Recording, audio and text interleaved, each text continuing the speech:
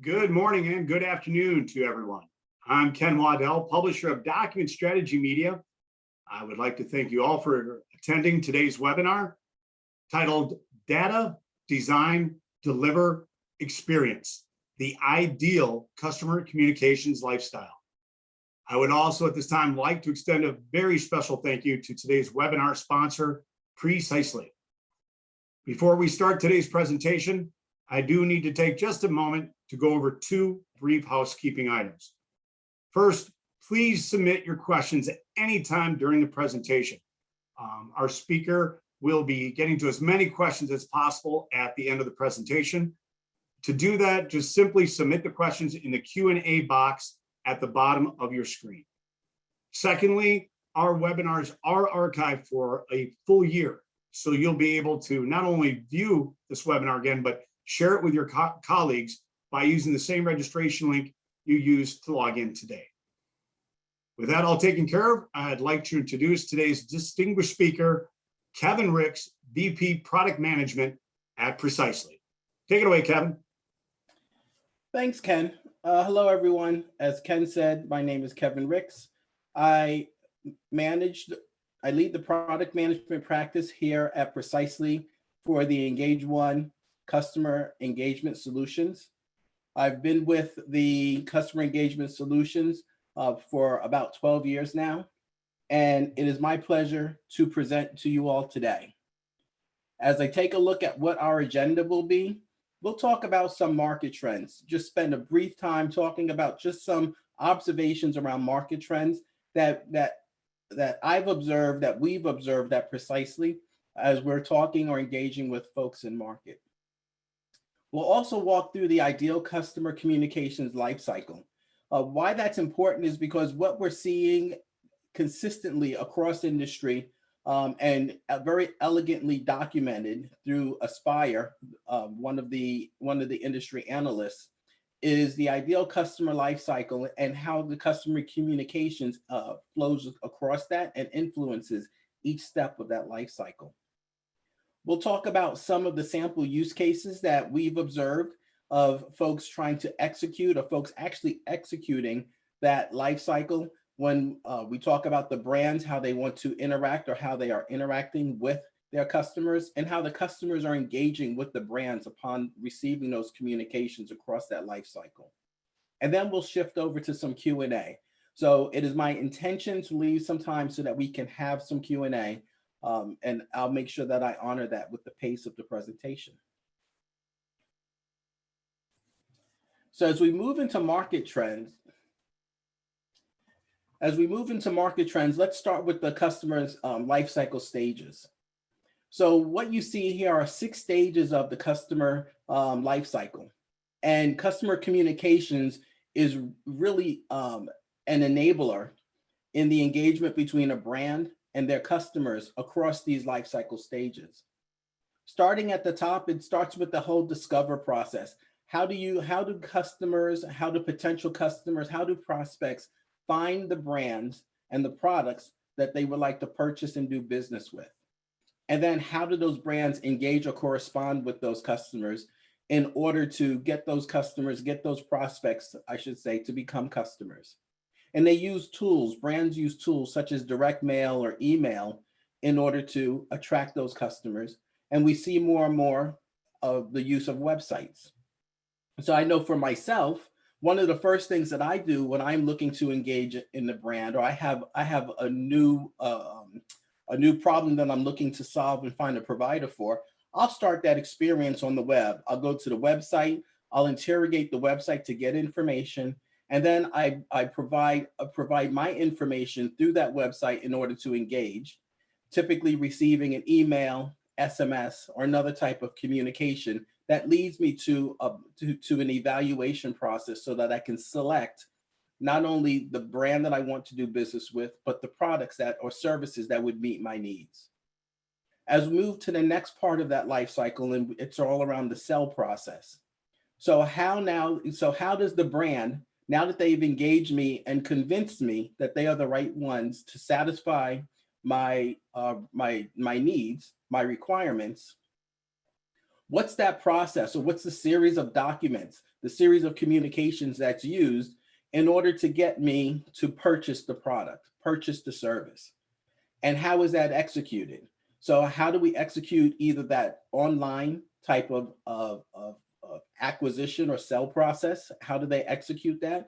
What are the forms? What are the contracts? What are the licensing agreements that may need to be obtained? And then how do we officiate that through different types of signatures, whether it's digital signatures or some other type of of, um, of information that's needed or required. And now that I'm a customer with that brand and I'm actually using that product and service, and said and I've accepted that offer, I've executed all of the contracts. It comes to starting now with the brand to start delivering me the information so that I can be comfortable. I can be onboarded or I can be enrolled in that service, and that I can start consuming the service. And there's certain sets of tools that help me do that. So whether it's a welcome kit that allows me to do some finer grain selection of different options, whether it's a welcome survey that's asked me how was that visit, how was that experience that took me from the find all the way through to the sell, or whether it's a personalized video that's welcoming me to being a customer of that brand, and offering to help me navigate through the early uses of either the products or the services that I've purchased or starting to use. Then as we get into the next stage, it's all about the critical communications that's needed to service me. So from the brand perspective, that comes in the form of bills and statements. It comes in that tells me what I'm using and how much I'm consuming of the product, and making sure that I understand what I'm actually paying for as I'm consuming the product. From the payment perspective, it's all about making sure that they provide me different entrance points in order for me to pay. So from a credit card perspective, if I want to take advantage of an online bill presentment and payment scenario, I can register at a self-service type of portal, and then I can execute whatever the transaction is that I need from a payment perspective, including any sort of bill dispute that I want to execute. And then the notifications around activities that may happen on my account, just so I can stay up to date with what those the latest usages that could be. So for example, on my mobile device, my mobile plan that I have, I ask for notifications on specific dates to remind me of collection. So telling me that my statement is available, a notification telling me that my statement is due on a specific day, and notifying me that payment was received and processed. From a servicing perspective, this is when you want to interact with the brand because you may have a problem, you may have an issue, and you want to talk to someone in the call center. You may want to talk to someone in the call center regarding how to use a service because you may be stuck. So how do you get tips and tricks? You may want to interact with the call center when you want to talk about a bill dispute or billing issue, and how you get that resolved. And to receive additional business correspondences that could complement a specific business condition that you are up against. So how do you process claims in an insurance instance? But you're working with different stakeholders within the organization or within the brand in order to provide answer or response to a condition that you have. And the way that communications are used in those scenarios, the communications accelerate the servicing to make sure that you are being met at your moment of need, and the communication is happening in the channel that you want it to be, that channel of choice. And then we take a look at the retention side, and that's when you get to option number 6, which is engage, or stage number 6, which is engage. And when we talk about engage, this is where you're looking at the brand is looking to make sure that you are a loyal customer and that they're retaining you. And they're sending you communications to make sure that you are continuously engaged with the products and services that you've acquired. and providing options for you so that you can add on complementary products and services in order to extend your the usefulness that brand offers, as well as being able to sell you replacement products. If a product is getting old and outdated, a replacement product that may better suit your needs. This is a lot of interactions that take place from both not only a customer experience perspective, but also from a marketing perspective, and being able to deliver those communications through a wide variety of channels. Basically, the channel they would sending communications through the channel that they have the most likelihood of getting you not only to engage but to execute the additional action that's needed. And then once you take advantage of that engage stage, it then moves back over through the sell process. So if you want to purchase additional capabilities or additional products, you go back through executing the contracts and everything that's needed. You receive your welcome kit, and then it goes back through the billing and servicing stages. So it's a continuous life cycle stage for every customer, and every customer has a unique life cycle that they execute with the brand.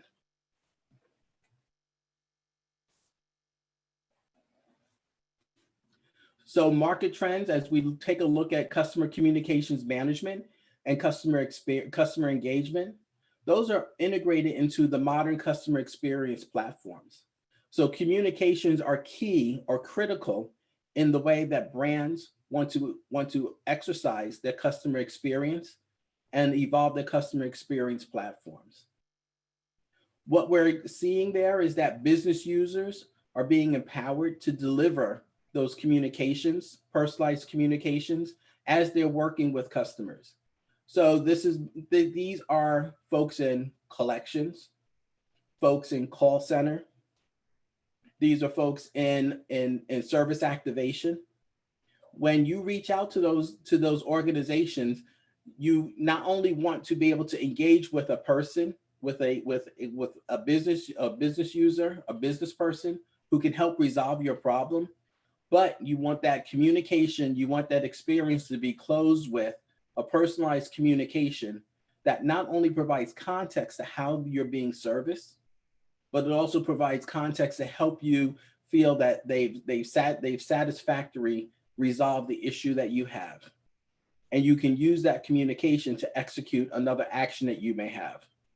So for example, if you are calling the call center because you're calling your insurance call center because you had a car accident, you may walk out of that with being able not only walk out of that experience with a claim that's been created, but you have a claim number that will point you in the direction of where you can get estimates, where you can find a rental car, and you get all of that information summarized to you so that you know how you can operate or how you can navigate to a positive resolution in order for you to not only get a replacement car, but to get your car serviced so that you can eventually resolve that condition. That's all done through that business user who is working with you at your time of need. As you take a look at the second trend, it's highly personalized digital customer engagement. It's no longer about interacting with the organization and waiting 2 to 5 days in order to receive a communication in the mail in order to have resolution to your issue. It's having that digital customer engagement, that immediate customer engagement that can take place on your mobile device. Whether it's your mobile phone, whether it's your iPad, it could also be on your computer, it could be on your notebook. But that gives you that instant, I'll say, gratification that you are being heard and you are being engaged. And that really spurs up loyalty and spurs retention. Doesn't diminish the importance of mail communications, but what it does is it strengthens those mail communications and it strengthens that engagement that you have with the brand. And what organizations are seeing is they're seeing an 8-time return on investment when they have the highly personalized digital customer engagement to reinforce messages, or to create different types of impactful customer experiences. And then the third trend that we're seeing is that executives are investing in new CCM technologies, and they're taking a look at their current stacks, the current technology stack when it comes to customer communication management, CCM, and customer engagement, and looking at not only the deployment models, but looking at the applications that are built on those foundational stacks, technology stacks, and how they can evolve those so that they can improve their overall customer experience. So as we take a look at that last trend, we're seeing a lot of shift of CCM to the cloud. And when you take a look at that shift of CCM to the cloud, yes, it's being powered through the integratable activities of CCM to the customer experience platform. Analysts recognize that, when you talk about the shift to the cloud, it's really a migration, or I should say an evolution of some legacy applications that you may have. And when you talk about from a regulatory perspective, moving the migration to the cloud allows you to deploy, allows many organizations to deploy a more agile way that they want to manage making changes to communications, changes to the way that they engage with their customers that drive that customer experience. And they can take advantage of centrally managed tools in order to do that. The migration from traditional data centers to the cloud also centralizes a lot of the administration of the organization. And when you talk about the overall, or when you think about the overall development of the applications and how those applications integrate, those applications are no longer just being created in a siloed organization, such as an IT or an operations type of organization, but in a more collaborative nature, where you have collaborative design, collaborative review and approval.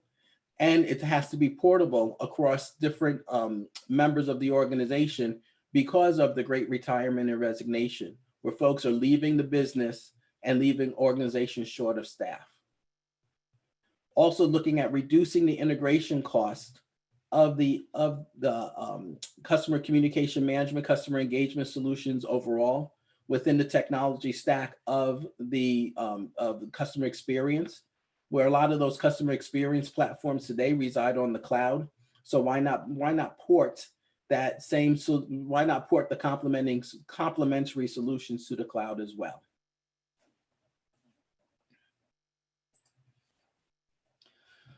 So let's take a look at the ideal customer communication lifecycle. And as we take a look at the customer communication lifecycle, we're really seeing four different, I would say, phases of that lifecycle. But it all starts with data. So data is the starting point. And if you don't get data right, then you'll fail. And the way that I take a look at it, and the way that I've talked to clients about this, partners about this, is that the data is really the information that drives that personalized context and influences the communication that's being designed. Not only the way that influences the communication that's being designed is it influences the messaging that goes onto that communication. It influences the delivery channel that goes onto that communication, and it influences the content that goes on that communication. So as you're designing the communication, you're designing a communication for an audience of one. When we talk about deliver, so you want to be able to deliver that communication through the appropriate channel in the appropriate format so that it can be consumed and that it can make the connection with the customer, with the recipient. When you talk about analyze phase, the analyze phase is all about making sure that you can not only track the delivery of the communication, but measure the engagement with the communication so that you can start reporting out you can start using that data within the KPIs or OKRs, the performance metric that you're capturing, in order to repeat the communication process, this communication life cycle, or take correction to the communication life cycle because you missed your mark. This entire life cycle is an ongoing activity because people customers change over time. So I'll use myself as an example. I went from being primarily someone who was paper based. I wanted to make sure that I actually felt my invoices, I felt my statements. I moved myself, I pivoted as I got more and more comfortable with digital channels and the security around those digital channels to take advantage of e-delivery and e-payment, electronic delivery, electronic payment. What that meant is that the brands that I work with had to navigate how they communicated with me in order to make sure that I was engaged. And they traveled with me through this journey when I went from paper to electronic. And what did that do? That changed the customer communications life cycle that they had with me so that they can meet me where I was needed. One of the ways that they knew that I was making that pivot or change was through the data that came through from the analysis of what was being delivered and how I was responding or reacting to the communications they were sending me.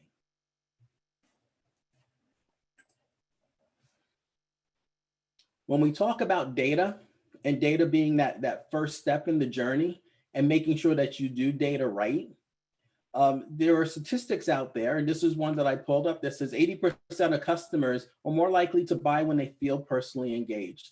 And there's not, when you take a look at that over the web, you're going to see many different people take claim of that quote, that percentage, because it's one that resonates in market and it's one that's been widely published again and again and again in recent years. People want to feel as if the brands that they do business with know them.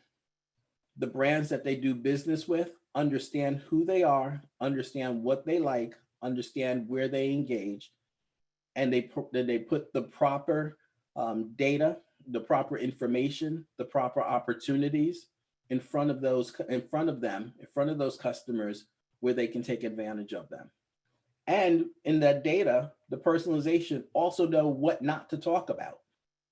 So when you feel that the brand that you are working with really knows you, you're more likely to continue to purchase and purchase and purchase. And for that personalization, people who do it well see a 8 times return on their marketing investment. They see an increase in sales, and they see a lift in customer retention. I would offer customer loyalty is also a lift that they see. I can speak for myself again, that the brands that I do business with, that I feel know me, I recommend. And when I say I recommend, I'll recommend on social media, I'll recommend in just casual conversation, and I'll also recommend by giving them more of my wallet. So when you take a look at the data, at how you can drive personalization and how you can have the data-driven engagement, there's really 4 steps that we've observed that organizations take with that data. The first is being able to connect to data. So being able to connect to data and model it for the communications design.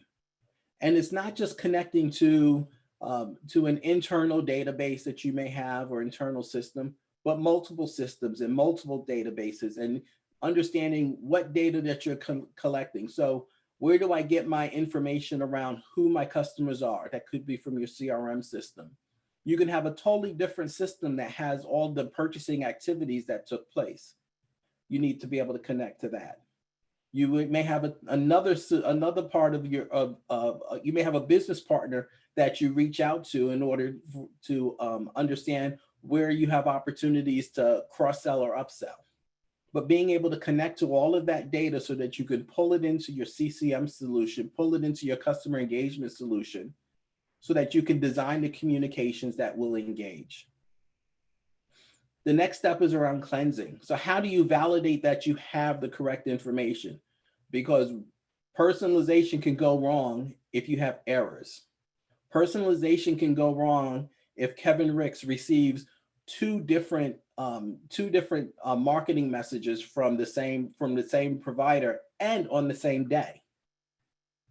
So you want to make sure that you validate the information, that you remove the duplicates, that you standardize, that you understand the sources of the data and who you're communicating with. Another good example of this is when you take a look at householding. If so, for me, if everyone in my family is using the same has the same credit card company, do you want to send Kevin a message, the same message as you're sending everyone else in the house, or or do you want to send different messages that could complement each other to each of the different members of the household, and that could reinforce, that basically reinforces the strength of the brand, because you would take advantage of how everyone in that household collaborates. From the augment perspective, this is connecting to additional data sets so you can get deeper knowledge or deeper understanding of the customer that you're looking to communicate to. Location type data so that you can understand where is it that not only do they live, but how close is that customer to your different locations so that they can engage, and how do you get them to come into the store, come into the center. It could also be, you can also obtain information that can give them a plot of their house, their location. You can use that information to provide additional information about for insurance, about flood zones or other types of threats that could be there, so that you can encourage them to purchase additional protection. And then the last part of it is the analyze, and this is the correction stage. So this is where you measure and you can correct. So being able to integrate the delivery data and the engagement data back into business systems. If you're communicating through a chatbot, having the rating of the chatbot be brought back into your customer service solution, your customer service measurements, so that you can understand the engagement and the satisfaction of that engagement that the customer has with the chatbot. If you're sending a video, what are they linking to in the video, and how long are they staying engaged with the video? How much of the video have they viewed? And then understanding where you can take correction, or what you want to continue to use, how you want to continue to engage. The analyze step is really powerful in helping the organization tune how they're creating that personalized data-driven engagement to customers. When we talk about a fully integrated CCM platform, and it really goes from data to delivery, what you're looking to do is to attach your CCM hub, your CCM solution, your customer engagement solution, looking to make sure that's attached or connected to all of the systems of engagement that you have with your customers, so that you can retrieve any of the information, any of the data that you need in order to engage with those customers consistently and with control through the various channels that they engage, that they utilize in order to consume your message, consume any information or collect insight that they have from you. And you want to be able to do that in a wide variety of ways. So you want to be able to provide things like provide communications through interactive video channels using virtual assistants. You want to create mobile messaging. You want to create alerts. But what you also want to do is you want to have the consistency on how you're delivering or building your bills and statements and your letters. You want to be able to have consistency on how you're managing your campaigns. And you want to have consistency on how you're interacting with your back office from those communications. So as we take a look at this, it's really using that hub in order to bridge the gap between the business and the business data, the channels that are needed in order to communicate, and then the devices that are used by the customers in order to consume the message, consume the information and the data in a personalized fashion.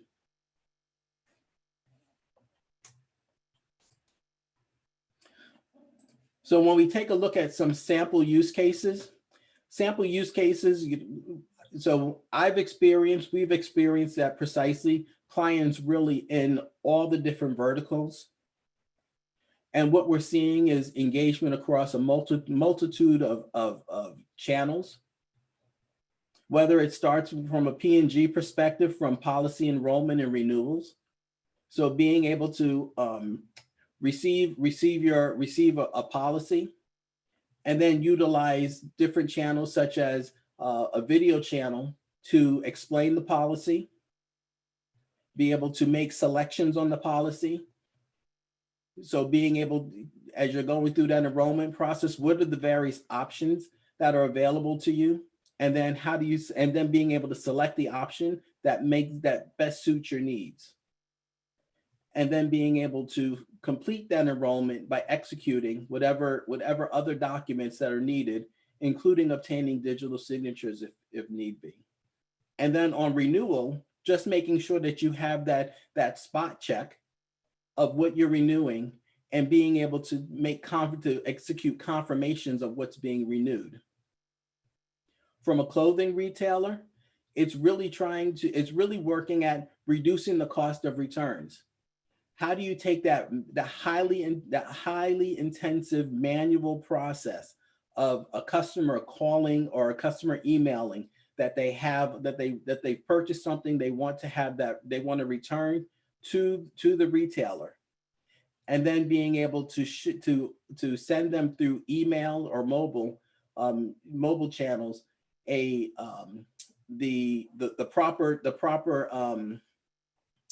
proper labeling that they need in order to drop that piece of clothing off at a distributor so that it can be sent back to the retailer, and being able to reduce not only the cost of postage, but also reduce the complexity from the customer in sending back that clothing for an exchange. From a retail banking, I'll go through this a little bit in a minute, but it's all about, again, onboarding and enrollment and really taking advantage of extending what the customer's purchasing power is for that organization. Healthcare, it's all about healthcare plan selection. So we all go through the annual health insurance updates. And as an employee, I find that a very daunting process, because I really need to be able to compare my options. So I select the option that works best for me, understand my out-of-pocket cost. If I'm flipping through papers for that, sometimes I lose context. There's other ways that can take place. It can take place, again, through online means, whether it's in a portal, whether it's through a video. But what you're able to do here is to be able not only to provide assistance on that evaluation and selection process, but also to start the enrollment process or execute the enrollment process, so that when I'm done, taking my benefit enrollment from days of me canvassing different information to, I would say, minutes in executing what I need to execute in order to continue having my benefits and make my selection, make my enrollment, and give me that peace of mind. And then from a utility company, we have a water utility here, but we see this very often with utilities. It's bill explainers and payment reminders. So from a bill explainer perspective, and I'll use my mobile phone, for example, I took a trip 2 years ago before COVID started. I took a trip out of country and did not realize that I was incurring costs for international roaming. Two things happened. My mobile carrier sent me a SMS telling me that I was on mobile roaming and what the cost was.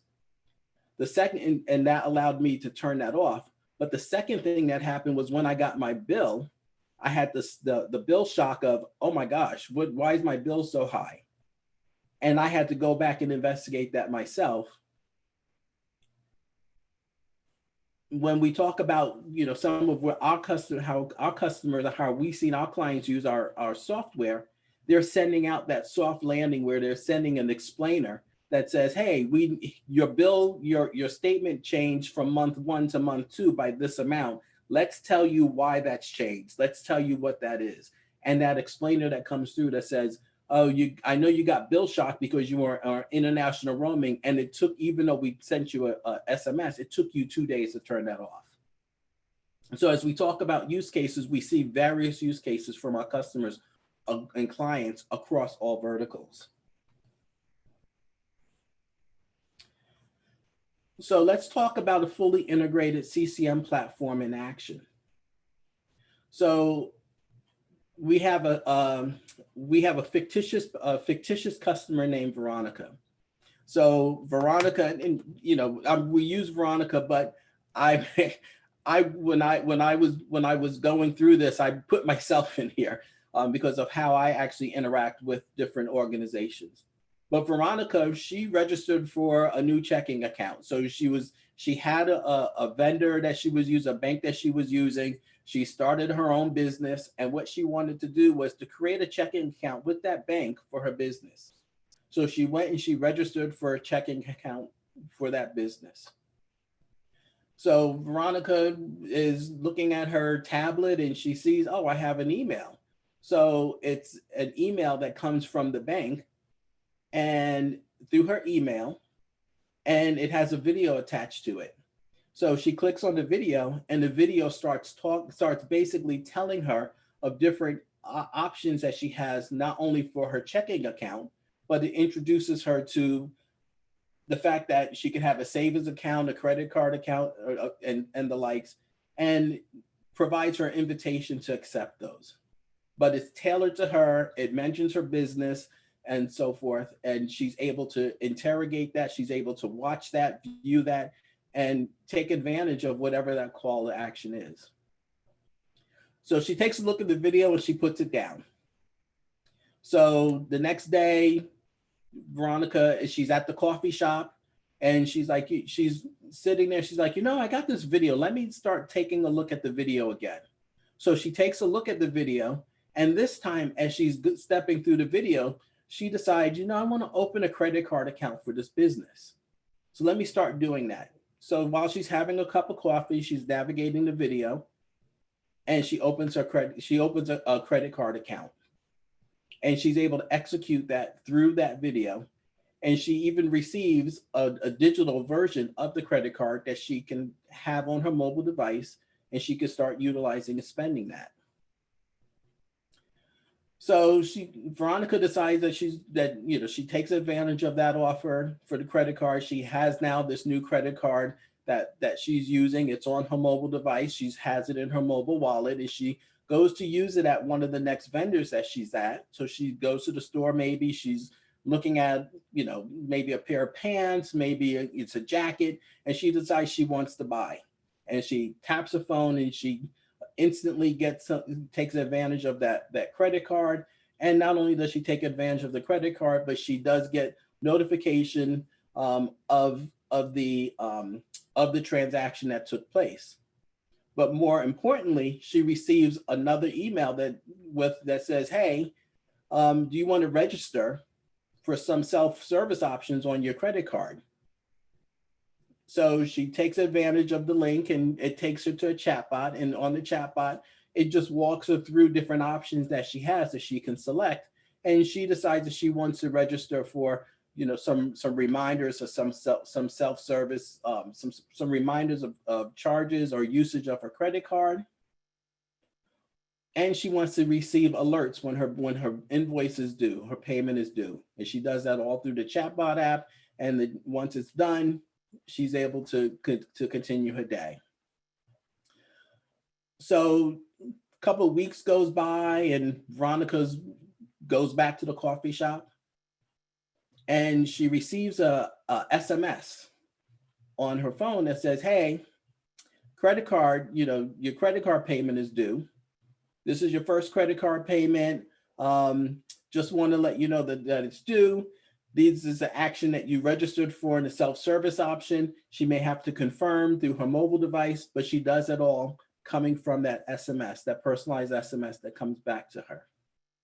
And again, it's building loyalty. Veronica's like, I'm on top of things. My bank is on top of things. They're making sure that I stay engaged with them. They're making sure that I know what's happening with my account. I'm not going to have a late fee. I'm not going to be delinquent. It's not going to impact my credit. So she's now taken advantage of this integrated platform, and she's done it all digitally because Veronica's digital, but you can supplement or replace any of these actions with other channels. So now we go back to the bank. The bank starts analyzing the results. And they're analyzing the results because now they're starting to understand from all of the interactions that took place with Veronica and how she and the channels that she was in, and if they're able to get the device information that she uses. Oh, she's an iPhone user, she's an Android user. So they are starting now to understand how to communicate with Veronica, and not only how they can communicate with Veronica, but these are the types of other opportunities that we have in order to get Veronica to purchase more financial instruments through us, as well as to get Veronica to recommend us to other people. So they're analyzing the results so that they understand how to repeat how they engage with Veronica, or how to correct how they engage with Veronica.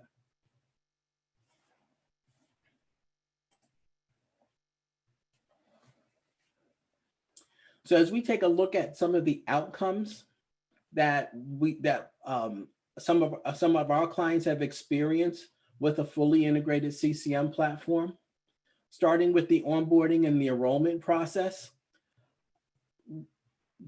highly watched videos. And when I say highly watched videos, it's the entire video. So we had a client who came back to us and said 31% of their customers watched the entire video that was created, that personalized video. And not only did 31% watch the video, but 17% of those accessed their account through the onboarding video. So not only did they watch it, but they also started acting based upon that video. And they took that action from the video. So they were able to, at that point, be able to track or communicate or analyze the engagement that the video had with their customers. 31% viewed it through its entirety, and 17% took advantage or started or accessed their account so that they can go through that onboarding process. From an acquisition perspective, 22% of more products were sold to customers. So customers were able to utilize the communications in order to purchase. So they purchased more, 22% more. And from an open perspective, 50% of the emails were open and 30% had click-throughs. So that's, again, measuring not only the outcome, but the engagement. How many of the emails were open, what percentage were open, and what percentage had click-through. And what happened in the click-through led to more purchasing. From a servicing perspective, it's all about the deflection of the inbound queries.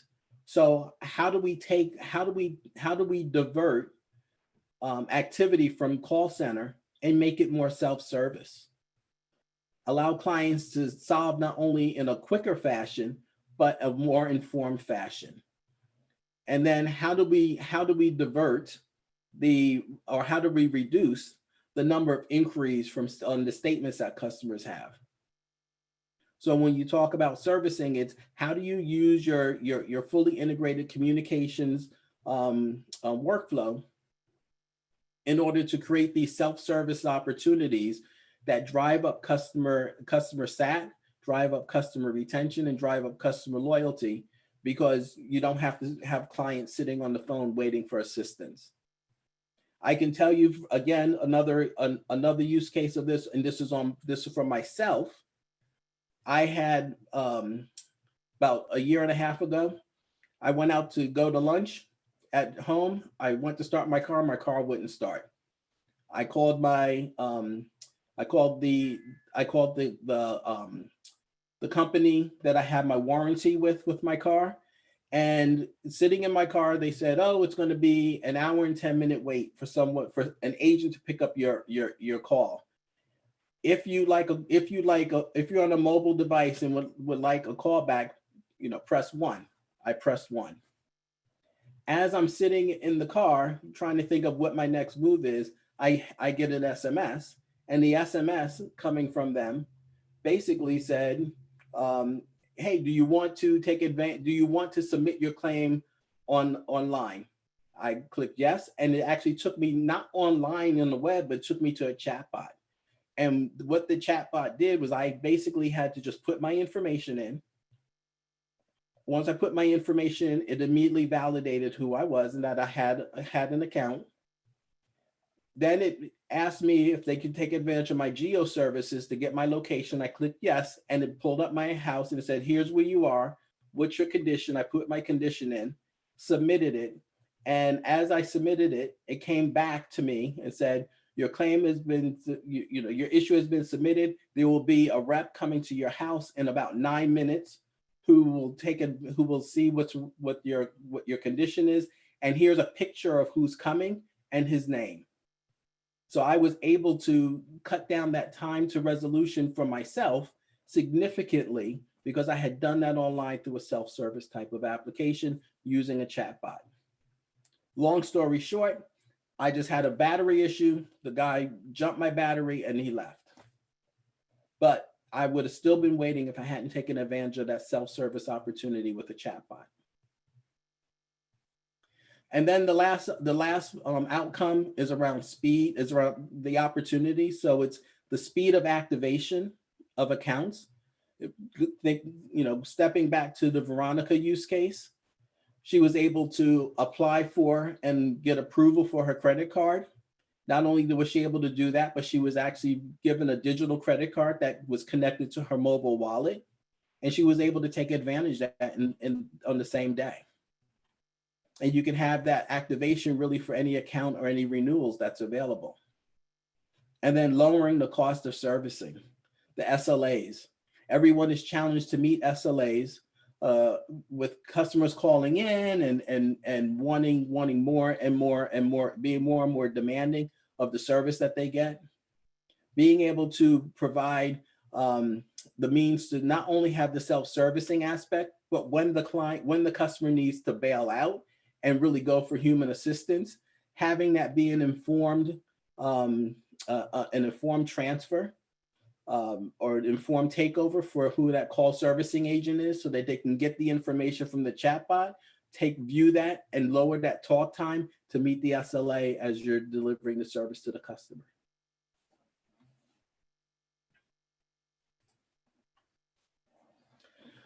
So with that, I'm going to just boast about Precisely for a second. Precisely, we're leader in data integrity. The role that we have, how that plays or relays to our Engage One products is that we're data integrity in action.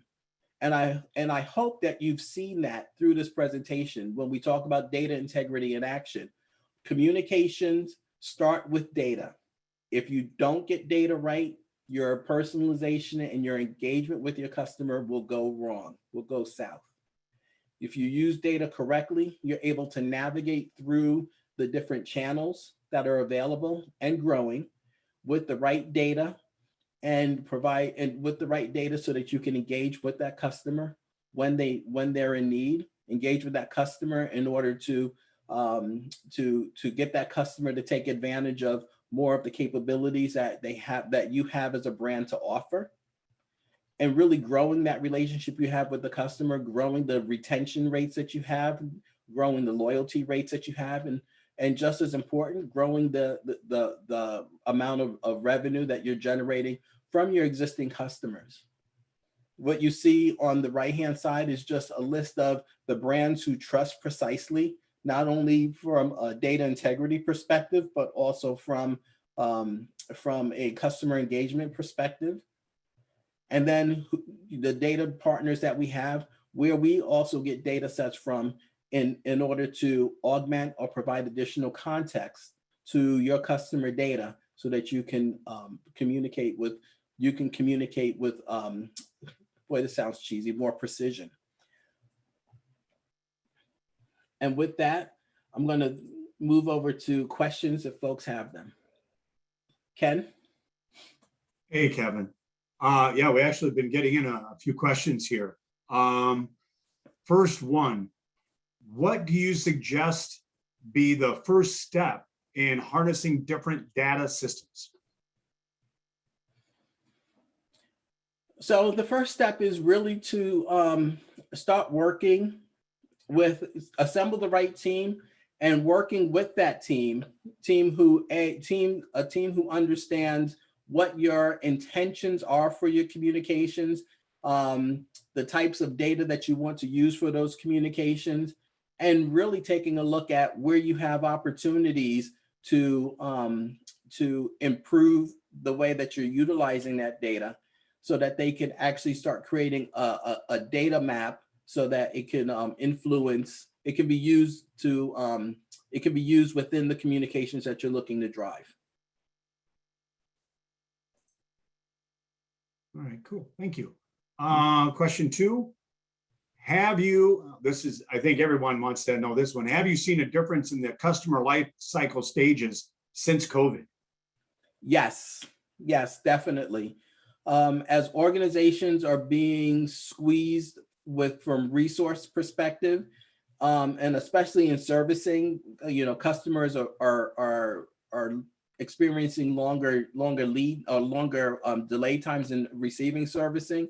What we're seeing is that organizations have started migrating to a more heavier footprint of digital engagement and self-service engagement through digital channels to take advantage of the I'll say instantaneous or near instant availability that's created through the use of mobile devices and folks and I would say laptops, notebooks, and the likes. So digital customer engagement has definitely improved. Or I should say increased. Improved is really the wrong word. No, I think everybody understands what you mean. Third question here. What would you say is the biggest benefit to implementing an enterprise CCM hub? The biggest benefit is that you have that consistent engagement with your customers, really across all the different touch points or channels that they may meet you in.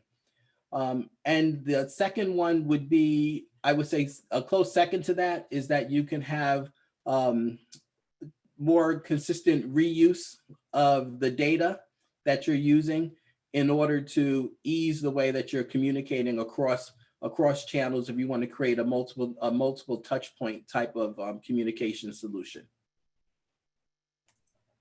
That's good answers. Thank you. And this actually looks like our last question we have right now. What mistakes do organizations typically make when it comes to their data? So a big one that I've seen is that they underestimate the complexity of the number of data connections they need for a communication. So for example, you have a lot of folks who say, oh, that data is in my CRM. And what they lose sight of is that they may have data that's in a I'll say a more modern day CRM, but it's complemented with data that's needed from, it could be a legacy mainframe CRM. And then I'll also say that sometimes they also don't realize that some of the other information they need that gets to the finer grain transactional information could be in a different system altogether, where they capture that data. So as they are looking to execute that customer communication, that customer engagement type of solution, they kind of miss on the complexity of connecting to the right data sets. And then that missing the connection to the right data sets also leads to how do they unify those data sets, and what types of tools do they need to do, or processes do they need to do to connect those so that they can use those for client communications. What happens a lot of times is because they don't have that view of where all the data resides, it lengthens the time and it lengthens the complexity of the solution that they're really looking to put in place. Well, that's a very good answer. Again, it looks like that was our last question here. Thank you, Kevin. I appreciate your time today. Thank you for sharing all that great information with us. I'd also like to once again thank today's sponsor, Precisely, for making today's webinar complimentary for everyone. Please remember, you can view this webinar again and share it with your colleagues at any point during the next 12 months. Simply use the same registration link you used to log in today. With that, that concludes today's webinar. Thanks to all of you for attending. I hope you have a great rest of your day. Take care. Take care. Thank you, Ken.